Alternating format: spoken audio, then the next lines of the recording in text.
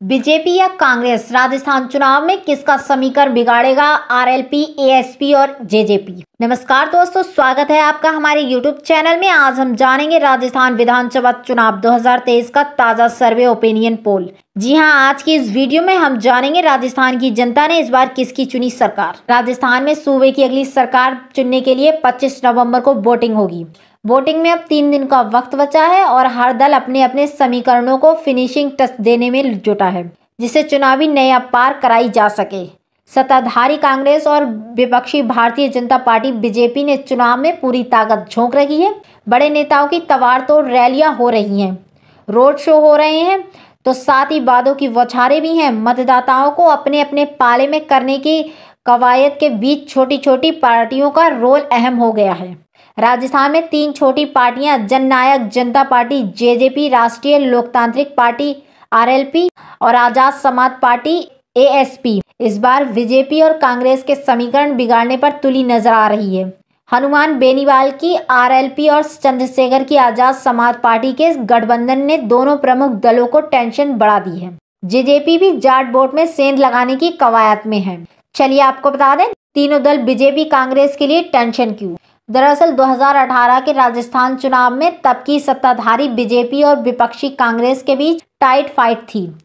सीटों के लिहाज से कांग्रेस भले ही बीजेपी पर 26 सीट की लीड के साथ सबसे बड़ी पार्टी के रूप में उभरी, लेकिन वोट शेयर के लिए लिहाज से दोनों दलों के बीच अंतर आधे फीसदी वोट का ही था। तब कांग्रेस को 39.8% वोट और 99 सीटों पर जीत मिली थी। बीजेपी का वोट शेयर 39.3% वोट रहा था और पार्टी को 73 सीटें मिली थी। हनुमान बेनीवाल ने तब चुनाव कार्यक्रम के ऐलान के बाद अक्टूबर महीने में पार्टी बनाने का ऐलान किया था। नई नवेली आरएलपी तब 2.3% वोट शेयर के साथ 3 सीटें जीतने में सफल रही थी। कांग्रेस अगर सबसे बड़ी पार्टी के रूप में उभरने के बावजूद पूर्ण बहुमत के लिए जरूरी 101 सीट के जादुई आंकड़े से 2 सीट कम पर थम गई, तो इसमें बेनीवाल की पार्टी का बड़ा रोल माना जाता है। क्लोज फाइट वाली सीटों के परिणाम पर नजर डालें तो तस्वीर भी स्पष्ट हो जाती है। चलिए आपको बता दें किस तरह सत्ता का समीकरण बदल सकते हैं ये दल। राजस्थान विधानसभा की 200 में से 20 सीटें ऐसी हैं जहां हार जीत का अंतर 1 से 5,000 वोट के बीच था। 9 सीटें हार जीत का फासला 1,000 से भी कम वोट का रहा। इनमें से करीब दर्जन भर सीटें ऐसी थीं जहां बेनीवाल की पार्टी को हार जीत के अंतर से अधिक वोट मिले थे। वैसा होता तो ऐसा होता, ऐसा होता तो वैसा होता जैसी बातों का कोई खास मतलब नहीं होता, लेकिन फिर भी अगर बेनीवाल की पार्टी नहीं होती तो क्लोज फाइट वाली इन सीटों पर चुनावी ऊंट किसी भी करवट बैठ सकता था। पिछले चुनाव की तस्वीर देख कहा यह भी जा रहा है कि छोटी पार्टियां किंग मेकर बने ना बने, सूबे में सत्ता के समीकरण बदल सकती है।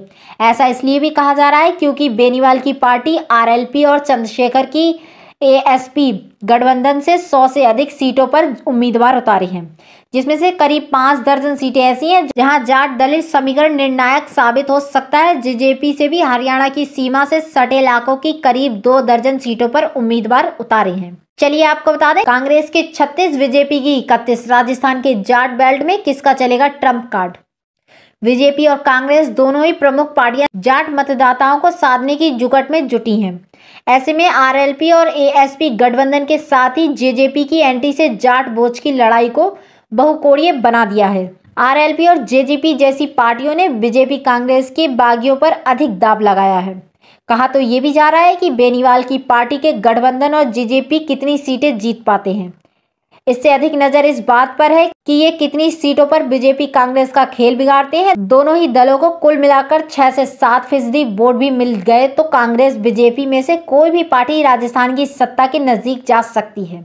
चलिए आपको बता दें 3 पार्टियों का प्रमुख प्रभाव क्षेत्र। हनुमान बेनीवाल की पार्टी आरएलपी का जटलैंड में अच्छा प्रभाव है।